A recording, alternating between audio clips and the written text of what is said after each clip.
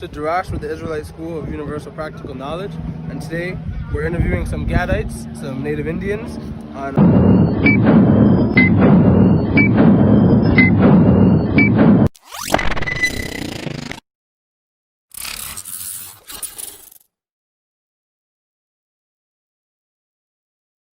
School of Universal Practical Knowledge, and today we're interviewing some Gadites, some Native Indians, on what's going on here and the things that have been done to them. All right, so sorry, what was your name, sister?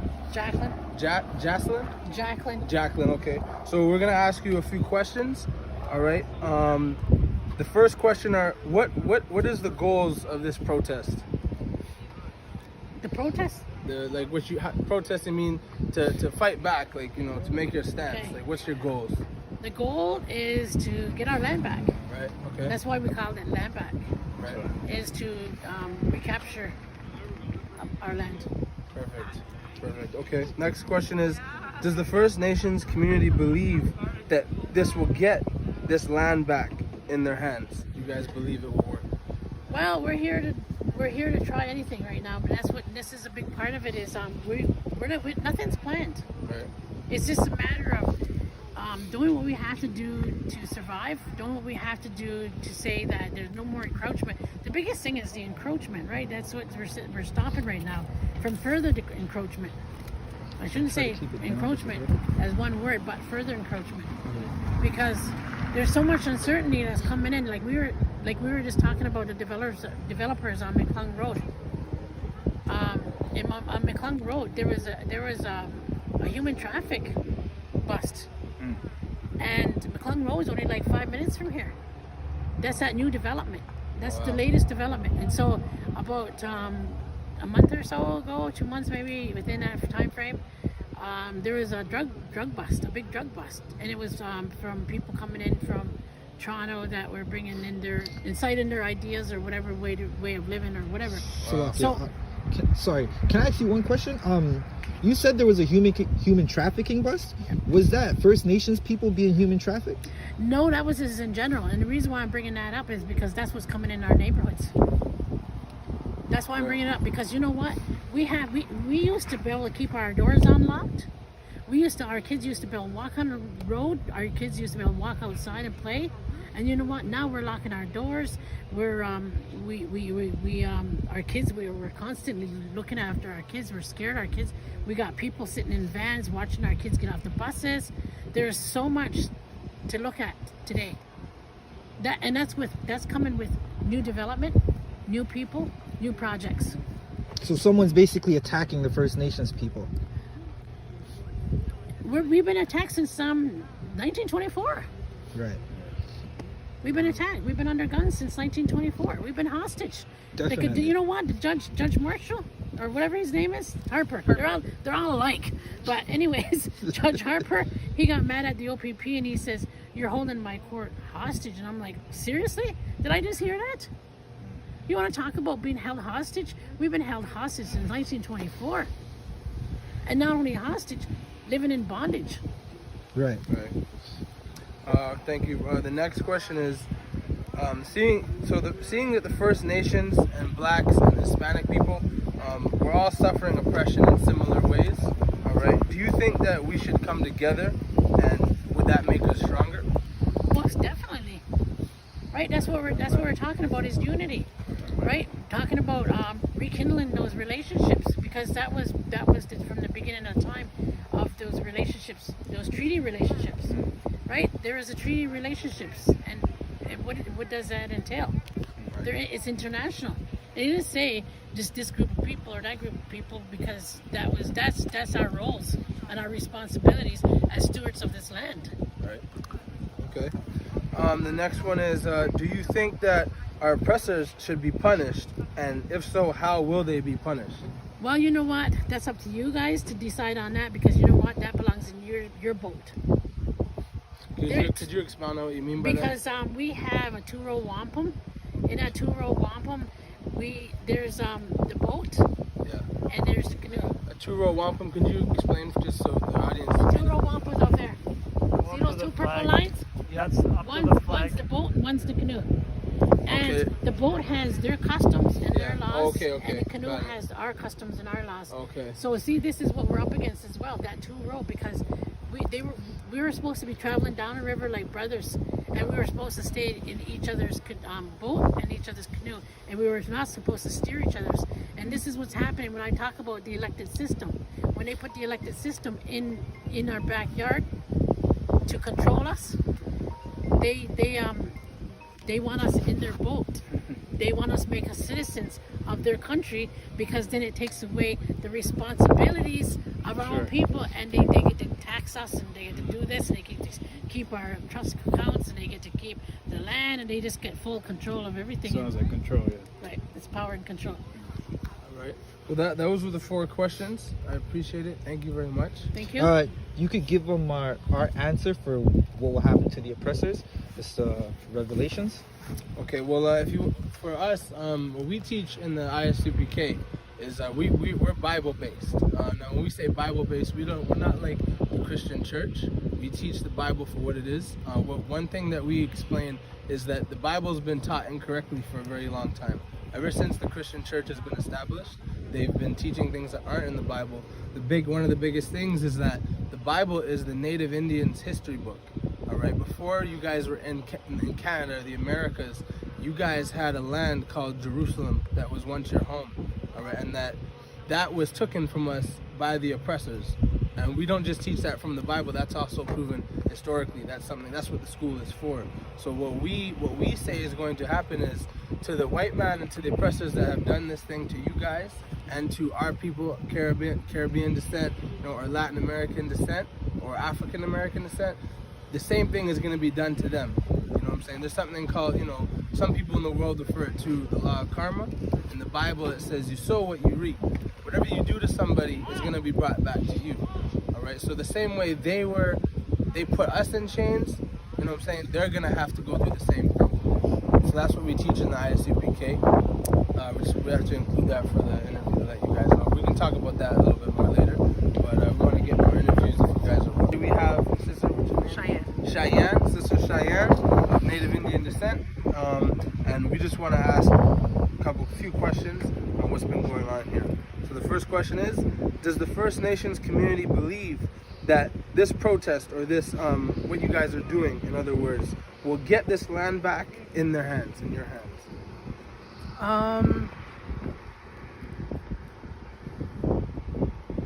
Really think about this for a second. Okay, so in 2006, well, starting at the beginning of 2005, on this day in 2005, this area here on the other side of these trees, where this black field here is, Right. there was homes started there already. Yeah. There was the model home, and then there was a few frames that were built up. So before that model home was there, they were actually just starting the infrastructure. The roads were put in, and we sat at the road then, and we stopped them from coming in. Okay. We left. We came back in November, I believe November 16th we came back. And we weren't here this time, we were at the underpass. We were handing out pamphlets, letting people know the history of the area. Okay. And in February, we came back. And when we came back, it was a discussion of like what are we doing this time? Are we here for the day and then we're going home and we're coming back tomorrow? Are we coming back tomorrow? And one of our men came up and he said, you know what, we had a barrel of fire like this there. And he put his work gloves on and he dumped that fire out. He said, no, we're staying. We're not leaving this time. Because when we came back in February, that's when those homes were put up. And so that's where we were, and we stayed there for a long time. And what happened through the court process is Henko was the developer then. They sued the provincial government, and they won their court case. And then the province went back to Canada and said to Canada, you know, you got to pay us back for that court case. So they paid them back. And since then, we've been here. Okay. So what happened in this particular case that caused the road shut down, that all of this stuff that's happening right now, is Mackenzie Meadows. When land back started, we basically were in the same mindset of, okay, if they develop this land, we're not getting it back. And for us, it's not about the money. You can give us all the money in the world, but where are we going to go? you know. Right. So not only that, but having all of these outside people that don't know the history of this area coming in, and it's already happening with these new developments that have happened like this. All of these houses that are here, those houses weren't there in 2006. This is all new development back in here, and further down on Paddington. And what we're finding is we have people that are coming in, they don't know the history of the area, and that's where the racism's coming from. It's not the people who grew up here, it's the people that moved in here. Okay, that's not even a fair statement. Some of it is coming from the people that grew up here. Right. So this particular instance, what happened that morning the other day, I was coming up to the stop sign here. One of our guys, there was two cop cars sitting here. There was 4 cops, and he was telling him, you know, you're antagonizing the people. You're inciting. You need to leave. Go home. And he was yelling at them. And I made it to Zaires in Caledonia before I start seeing cops flying up. Yeah. And before I could even get on Facebook, they were already shooting. Wow. So what happened that day when they started shooting, they shot in this area, like the rubber bullets came into this area. We weren't breaking the injunction here. Right. So there was no reason for them to shoot in here. But what happened in here was some of our title holders were here. So our title holders, our Confederacy Council was attacked that day. Could you quickly just explain what a title holder is? So our title holders would be our chiefs, our clan mothers, and our Okay. faith keepers. Right. And we had faith keepers that were here that day, which is the equivalent to, you know, somebody rolling up on a property of land and shooting at clergymen. And Okay. you know what I'm saying? So Right. Wow. that was the line for us. We're like, no, this is done and we're not giving it back, because this particular road here was paid for. Plank Road was paid for with our money. So we had the Grand River Navigational Company. When they started, they were supposed to be giving money to Six Nations, because at that time, well, still today, we own the river. That's kind of a broad term to say we own. It's not that we own, it's part of our territory, right? So we were supposed to get money from that, and the monies that were going into the account were actually being squandered by our Indian agent. So it paved way for the town here to be built with that money. This road was built with that money, and Osgood Hall in Toronto was built with that money. Oh, yeah. And Parliament Hill was built with that money. And not only was it built with that money, but it was built with rock that was quarried out of Algonquin territory. Wow. One question: what is an Indian agent? So the Indian agent was a government agent that was put into place to basically control the population. So there was a point in time where we couldn't leave the reserve unless an Indian agent signed a card to allow us to leave. And that system was abolished just in like the 1940s, 1950s, where here you no longer needed a card to leave the reserve. So what happened with that injunction that went through, so the judge granted the injunction on Mackenzie Meadows, and then he included Haldeman Road. Question is, seeing that First Nations and Blacks and Hispanic people suffer oppression in similar ways, do you think that we should come together, and would that make us stronger? I feel like we already are together. Like we'd when we came here, there if you look back in our census of almost like 1890s, Yeah. we had 19 black families that lived on the reserve. Yes. And it was the Canadian government that told them they had to leave. Right. And we regularly would adopt people that had no home and bring them into our nation, so that they had a nation and a clan, and they were able to partake in our ceremonies and stuff like that. And it was the Canadian government that said, you guys can't do that anymore. You can't adopt people anymore. So those families were forced to leave by order of the government, not us. Like, we fully accepted them into our community as individuals in our community. Right. And they were farmers. They were all 19 families were farmers. And even now, like, if you look at our people, we're intermixed anyway. Yeah. Like, I have my cousin with me, and he's half black. Okay. You know what I'm saying? So like, and I have other relatives too that are half black. So I feel like our communities are already kind of intertwined as it is. I understand. And especially with Latin American people, we do absolutely come from the same bloodline. Like we were all part of Turtle Island, right? And then when you look at Turtle Island, it doesn't end at North America. Right. So that Turtle Island extends into Central America and into South America. Yep. Because our meaning of Turtle Island was anywhere that was reachable by foot or canoe. So if I could get to your island through a canoe, that was part of Turtle Island for us. Wow. Okay. So we absolutely all come from the same land base. We are the same people, and I feel like whether we've said it or not, we have banded together. Because if you look at like the movements like Black Lives Matter, we've always supported Black Lives Matter because it was absolutely needed, and we're all dealing with the same thing, the same police brutality as we seen the other day. Right. And we've dealt with, our people being killed by police and nothing's being done about it. Our women are missing in staggering numbers and nothing's being done about it. Our men have been taken from up north by RCMP, and they call it the Starlight Tour. So what they do is they pick these guys up. Yeah. Well, they do it to everybody, but more so the men. People, right? They pick them up, and then they drive them way out of town, and then they strip them of their coat, they strip them of their shoes, their socks, and then they take bets on how long it's going to take him to make it back or if he's going to die. Wow. And one case to look up would be Stone Child. And if I may ask, are these are people? These are normal, citizens of the reserve. They're not just like. They're just. How would they get these people to do? They would just pick them up. They just pull them over and pick them up. Wow. And That's it's to the crazy. point now where in certain communities they're actually giving these kids buttons. So if they get picked up, they push this button and it lets them know that, hey, there's an emergency happening and we need to go and find these kids. Wow. That's very interesting. That's interesting. Yeah, I've never heard that before. That's crazy. Yeah, Okay. there was a case before the court, and the man's name was Stone Child.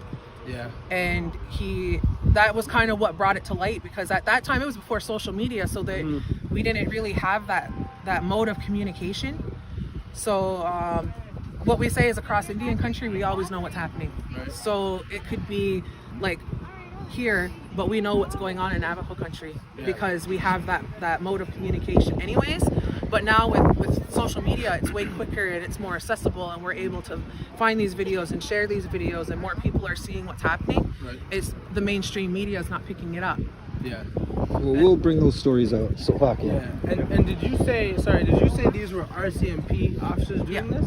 That's crazy. Wow. Absolute beast. Unbelievable. Okay. The last question is, so do you think that the oppressors, the people that have been doing this to you guys, should they be punished? If so, how should they be punished? I believe they will be, because we do believe in that law of karma, right? Like what you put onto somebody comes back to you tenfold, and that's something even like in our great law is you be good to people, because basically like treating people the way you want to be treated. And I feel like that's the same across the board. Like what happened yesterday, for instance, we have an overzealous police officer that took a shot at what he thought was random people. Yeah. Ended up being title holders, and those few rubber bullets that he shot off just cost the county what did they say, 20 million in damages.